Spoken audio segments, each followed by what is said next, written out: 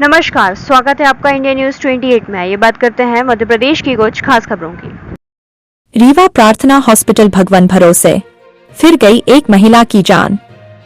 परिजनों का आरोप, ऑपरेशन के बाद बिगड़ी तबीयत, इसके बाद हुई मौत। लापरवाही पूर्वक किया गया इलाज। शहर के नए बस स्टैंड के समीप स्थित प्रार्थना हॉस्पिटल में एक और प्रसूता की जान चली गई है। आरोप है कि डॉक्टर सोनल अग्रवाल ने ऑपरेशन में लापरवाही बरती, जिससे प्रसूता की मौत हो गई। बहरहाल इस मामले को लेकर पीड़ित पक्ष ने समान थाना पहुंचकर शिकायत दर्ज कराया है। साथ ही कहा है कि कार्रवाई नहीं हुई तो न्यायालय का दरवाजा खटखटाया जाएगा। शिकायत लेकर समान थाना पहुंचे पीड़ित अरुण सिंह, पिसन निवासी पर्रा, रीवा ने बताया कि उनकी बहू अंजलि सिंह गर्भवती थी, जिसका उपचार प्रार्थना हॉस्पिटल में डॉक्टर सोनल अग्रवाल द्वारा किया जा रहा था। जांच के दौरान शुरुआत में डॉक्टर सोनल अग्रवाल ने डिलीवरी डेट 22 फरवरी बताया था, लेकिन जब अंजलि को परिजन 4 फरवरी को चेकअप के लिए प्रार्थना हॉस्पिटल ले जाया गया तो डॉक्टर अग्रवाल ने भर्ती कर लिया।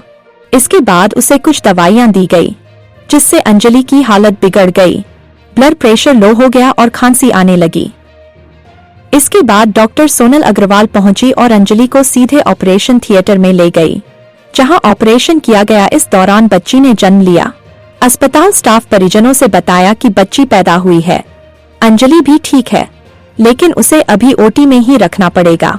कुछ देर बाद रात करीब 11 बजे बताया गया कि अंजलि की हालत बेहद नाजुक है।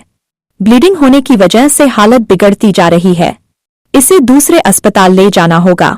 लिहाजा परिजन आनंद फानन में जबलपुर के सेल्वी हॉस्पिटल ले गए, जहां एक सप्ताह बाद यानी 14 फरवरी को अंजलि की मौत हो गई। परिजनों का आरोप है कि डॉक्टर सोनल अग्रवाल के द्वारा लापरवाही पूर्वक किया गए ऑपरेशन की वजह से ही अंजलि की हालत बिगड़ी और उसकी जान चली गई। हुजूर तहसील ब्यूरो चीफ रीवा संजय विश्वकर्मा की रिपोर्ट। हमारी भांजी अंजलि सिंह है, जिनकी मृत्यु 14 फरवरी को हो गई है। उनके संबंध में मैं बताना चाहूँगा कि मेरे भांजा जो है वो सोनल अग्रवाल, जो प्रार्थना हॉस्पिटल की वो मालकिन है, उनके पास पूरा चेकअप करा रहा था, क्योंकि डिलीवरी थी उनकी। तो वो जब वो 22 फरवरी की उन्होंने डिलीवरी डेट दी हुई थी और बोलते थे 10 दिन 15 दिन में आके आप चेकअप कराते रहिएगा।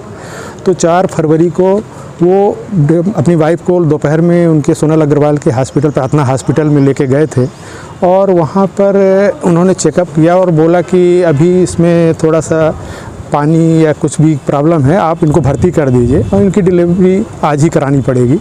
तो इन्होंने, चूँकि भाई जानते तो हैं नहीं, तो भर्ती करा दिया। उसके बाद वो शाम अपने प्राइवेट रूम दे दिया उन्होंने और रात लगभग 9 बजे, साढ़े 9 बजे तक उनका नॉर्मल हो रहा, कोई भी उसमें प्रॉब्लम नहीं थी। सभी जांचें, रिपोर्टें आई, सब नॉर्मल थी। लेकिन उसके बाद भी पता नहीं कुछ दवाइयाँ उन्होंने रात में दी और उसके बाद साढ़े 9 बजे उनकी हालत एकदम ख़राब हो गई। प्राइवेट रूम के अंदर ही काफ़ी ख़राब हो गई, उनको काफ़ी छींकें आने लगी, बीपी लो हो गया। इस तरह से फिर वो तुरंत नर्स लोग उनको लेके ऑपरेशन थिएटर में गई और हम लोग वहाँ पर बाहर वेटिंग रूम उसमें बैठे हुए थे। तो उन्होंने कहा कि उनको ऑपरेशन थिएटर पर ले जा रहे हैं और उसके बाद कुछ बताया नहीं।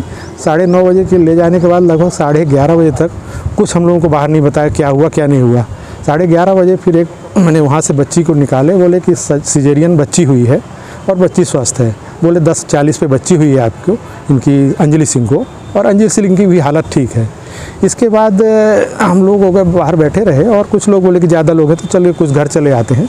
थोड़ी देर बाद जब मैंने भांजा और उनकी मम्मी वहाँ पे रुकी हुई थी, तो वो मैंने आधा घंटे बाद ही इनको बोले कि उनकी हालत ख़राब है अंजलि सिंह की। जब हम लोग चले आए वापस घर और उनको 10 बॉटल ब्लड की व्यवस्था करिए, तो भांजा एकदम से घबरा गया। उनको हम लोगों को फ़ोन किया कि तुरंत आइए। हम लोग तुरंत पहुँचे और ये ब्लड की व्यवस्था करने चले गए। इस बीच में इनकी माँ से मैंने साइन कहीं पे करवा लिए और जब हम लोग पहुँचे तो उसके बाद वो डॉक्टर सोनल सिंह और डॉक्टर सेंगर, जो एनेस्थीसिया वाले थे, और सोनल अग्रवाल, हाँ, और एक डॉक्टर सेंगर थे और एक डॉक्टर सर्जरी वाले भी थे।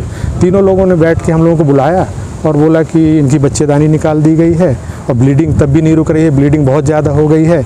10 बॉटल ब्लड अभी हमने चढ़ाया है और इनकी हालत गंभीर है। आप इनको, हमारे पास इससे ज़्यादा सुविधा नहीं है। और ये करीब 1 बजे की बात थी।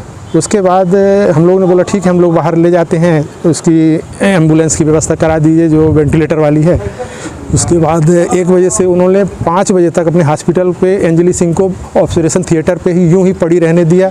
हम लोगों को किसी को अंदर जाने नहीं दिया देखने के लिए, और बोले कि जब तक पूरी पेमेंट नहीं करोगे तब तक वो नहीं होगा।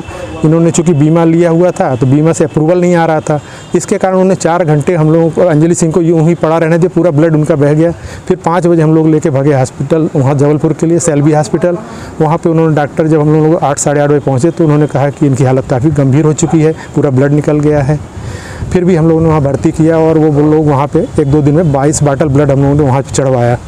उसके बाद भी उनको ब्लड इन्फेक्शन और कुछ कारण 1 हफ्ते तक वो किसी तरह संघर्ष करती रहीं, और उनके वेंटिलेटर लगा हुआ था लेकिन वो भी होश में थी।